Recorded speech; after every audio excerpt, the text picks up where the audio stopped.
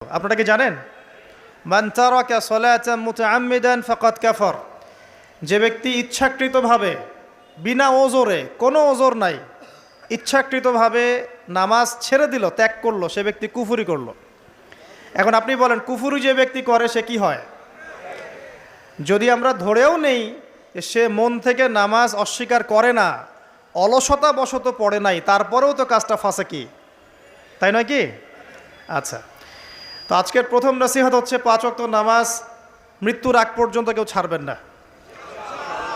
আমার সাথে ওয়াদা করেন যে ইনশাআল্লাহ আগামী যতদিন বেঁচে থাকবো 5 ওয়াক্ত নামাজ জামাতে পড়ার চেষ্টা করব, যদি জামাত না পাই একা পড়ার চেষ্টা করব। আল্লাহ পাক তৌফিক দান করুন, আমিন। আজকে যদি এই কথাটাই শুধু বাসায় নিয়ে যেতে পারেন যে 5 ওয়াক্ত নামাজ আর জীবনে ছাড়বো না, আমাদের আজকের মাহফিল সফল।